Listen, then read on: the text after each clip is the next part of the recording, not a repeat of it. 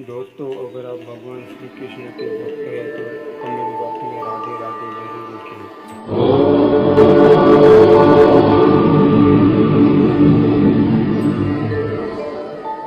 मैंने श्रीमद् भगवद गीता तब तक नहीं पढ़ी थी जब तक मुझे यह ज्ञान नहीं हुआ कि हम सब आत्माएं हैं और ये जिंदगी हम आत्माओं के लिए एक इम्तिहान है अपने अंदर से अपने सबसे अच्छे रूप को बाहर निकालने का।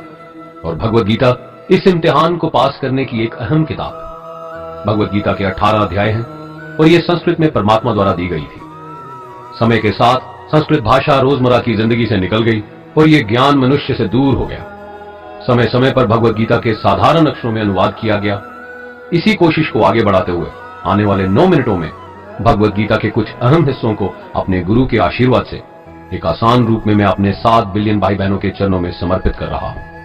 ये ज्ञान परमात्मा ने भगवान कृष्ण के द्वारा सबसे बड़े धर्म युद्ध महाभारत की रणभूमि कुरुक्षेत्र में अर्जुन को कुछ 5000 साल पहले दिया। ये वो वक्त था जब धर्म का बार बार उल्लंघन हुआ, परमात्मा का डर मनुष्य से निकल गया।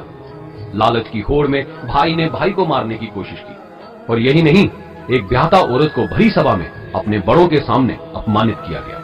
इससे पहले कि मनुष्य जाति धर्म युग से निकलकर पूर्ण रूप से कलयुग में जाती, युद्ध की रणभूमि में युद्ध से कुछ पहले परमात्मा ने गीता भगवान कृष्ण के द्वारा मनुष्य जाति के कल्याण के लिए दी। ऐसे ही जैसे कभी तुरा मोसेस को, गॉस्पेल जीसस को और कुरान प्रॉफिट मोहम्मद को दी। गीता, बाइबल, कुरान, तुरा, गुरु ग्रंथ साहिब परमात्मा द्वारा दी गई किताबें हैं जो किसी एक धर्म के लिए नहीं बल्कि पूरी मनुष्य जाति के लिए है, पूरी इंसानियत के लिए है, सब आत्माओं के लिए है। क्योंकि ये आत्मा को परमात्मा के बारे में, उसकी सृष्टि के बारे में और सबसे अहम ये उन कायदों के बारे में समझाती है जिनका आत्मा को मनुष्य के रूप में हर हाल में पालन करना होगा, रक्षा करनी होगी। और इन्हीं कायदों की बुनियाद पे एक आत्मा को शरीर त्यागने के बाद परखा जाएगा और इस परीक्षा से पास होने पे हमेशा के लिए इस जन्म और मृत्यु से मुक्ति मिलेगी। परमात्मा भगवद गीता में कहते हैं कि मैं ही सबकी शुरुआत हूं, मैं शुरू से भी पहले था और सब खत्म होने के बाद भी रहूंगा। सब मुझ में है और मैं सब में हूं। जो भी तुम छू सकते हो, देख सकते हो, चख सकते हो या सुन सकते हो, वो सब मैं हूं। ये नदियां, पहाड़, सूरज, ग्रहण, चांद, सितारे सब मैंने बनाए हैं। मैंने ही भगवान, शैतान, राक्षस और इंसान बनाए। मैं सर्वव्यापी हूं, सब में रहता हूं, सब में मैं हूं, मैं ही हूं। मैं ही ब्रह्मा बन के सब बनाता हूं और रुद्रा बन के सब नष्ट करता हूं। मैं ये सृष्टि यूं ही बनाता और तोड़ता रहूंगा ताकि आत्माओं को मौके मिल सके इस जन्म और मृत्यु से एक दिन मोक्ष पाने को, हमेशा के लिए परमात्मा के साथ रहने को। भगवद गीता कहती है कि इस सबसे बड़ी परीक्षा के लिए परमात्मा ने प्रकृति का निर्माण 5 तत्व हवा, अग्नि, जल, पृथ्वी और ईथर से किया, जिन्हें हम छू के, चख के, सूंघ के, देख के समझ सकते हैं। पर खुद परमात्मा इन 5 इंद्रियों की समझ से बाहर है। उन्हें आत्मा इन इंद्रियों से नहीं जान सकती। आत्मा 5 इंद्रियों के साथ वैसे ही है जैसे एक लोहे का रोबोट जिसे अपने बनाने वाले का कोई पता नहीं। अर्जुन को भी परमात्मा का विराट रूप देखने के लिए भगवान कृष्ण ने दिव्य नेत्र दिए। भगवद गीता समझाती है कि आत्मा अजन्मी है, इसे कोई मार नहीं सकता, कोई जला नहीं सकता, डुबा नहीं सकता, काट नहीं सकता। लेकिन आत्मा को परमात्मा के साथ हमेशा रहने के लिए ये परीक्षा रूपी जीवन में बैठना ही पड़ेगा। इस परीक्षा के लिए परमात्मा से बिछुड़ के आत्मा को पृथ्वी पे किसी न किसी रूप में जन्म लेना पड़ता है और 88 करोड़ जोनियों को जीने और भोगने के बाद एक आत्मा को मनुष्य का शरीर और दिमाग मिलता है इस सबसे बड़ी मर्यादाओं की परीक्षा में बैठने के लिए। हर मनुष्य को इस पूरी परीक्षा के दौरान तरह तरह की अच्छी और बुरी भावनाओं के चक्रव्यूह में अपने ही भाई बहन या मित्रों के साथ डाला जाता है, जिसमें हर आत्मा को अपने अंदर के तामसिक और राजसिक अवगुणों से निकल के सात्विक जीवन में प्रवेश करने के मौके मिलते हैं।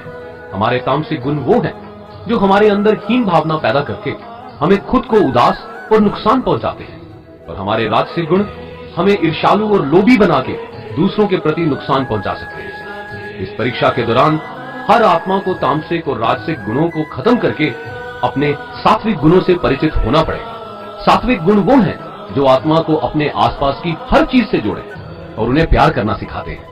परीक्षा के दौरान हर आत्मा को जीवन के 4 स्तर धर्म, अर्थ, काम और मोक्ष का ज्ञान पाके ही मुक्ति मिलती है। यही वो द्वार है जिन्हें समझ के ही आत्मा परमात्मा को समझ सकती है। पहला द्वार धर्म का है और शेर इसका प्रतीक है। धर्म वही है जो गीता में लिखा हुआ है, वेदों में लिखा हुआ है, गुरु ग्रंथ साहिब, बाइबल या कुरान में लिखा है। धर्म वही है जो धारण किया हुआ है, जिसे आपका दिल मानता है। जैसे झूठ नहीं बोलना, चोरी नहीं करना, भगवान का निरादर नहीं करना, दूसरों को नुकसान नहीं देना, यही सब धर्म है। और हर आत्मा को अपने जीवन काल में हर समय धर्म का पालन करना होगा और उसकी रक्षा करनी होगी। दूसरा द्वार अर्थ का है और घोड़ा इसका प्रतीक है। हर आत्मा अपने हर जीवन काल में अपने पृथ्वी पे होने का अर्थ या मूल कारण समझेगी। इस जिंदगी में भोगने वाली चीजें और रिश्तों का आनंद लेगी।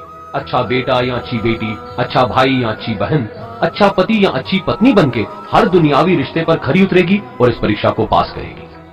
तीसरा द्वार काम का है।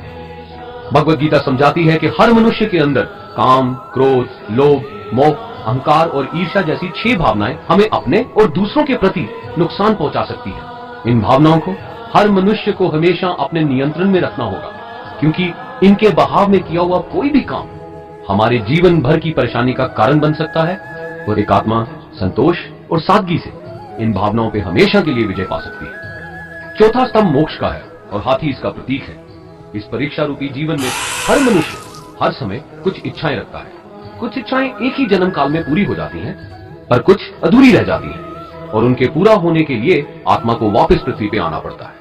भगवत गीता समझाती है कि हमारी इच्छाएं ही मूल कारण है हमारे पृथ्वी पे वापस आने का, और अगर हम कोई भी इच्छा ना रखें तो हम इस जीवन और मृत्यु से मुक्त हो सकते हैं। ये द्वार माफी का भी है। जिन्होंने आपके साथ बुरा किया उनको माफ करके, और जिनसे आपने बुरा किया उनसे माफी मांग के मुक्ति पाई जा सकती है। जब तक आत्मा इन चारों दरवाजों धर्म, अर्थ, काम और मोक्ष को समझ नहीं लेती, तब तक आत्मा को बार बार इस मनुष्य रूप में आना ही पड़ेगा। परीक्षा का समय खत्म होते ही आत्मा शरीर और अन्य सब वस्तुओं का त्याग कर देती है। जो भी संसार में रहकर बनाया वो अब किसी और का होगा, और आत्मा अपने कर्मों के फैसले के लिए चली जाती है। आत्मा के अच्छे बुरे कर्मों का हिसाब होता है। अपने अच्छे कर्मों के लिए आत्मा कुछ वक्त के लिए स्वर्ग और दुष्कर्मों के लिए नरक पे चली जाती है। नरक में आत्मा को अपने पापों के अनुकूल सजाएं मिलती हैं, पर सजा खत्म होने के बाद आत्मा को फिर से एक नया शरीर और नया दिमाग मिलता है इस परीक्षा में फिर से बैठने के लिए। और हर परीक्षा में वही सब फिर दोहराया जाएगा, जिंदगी के 4 स्तंभ धर्म, अर्थ, काम और मोक्ष को समझने के लिए।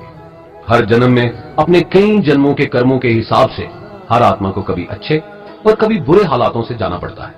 लेकिन जब तक आत्मा परमात्मा के साथ योग को नहीं समझ लेती, वो मुक्ति नहीं पा सकती।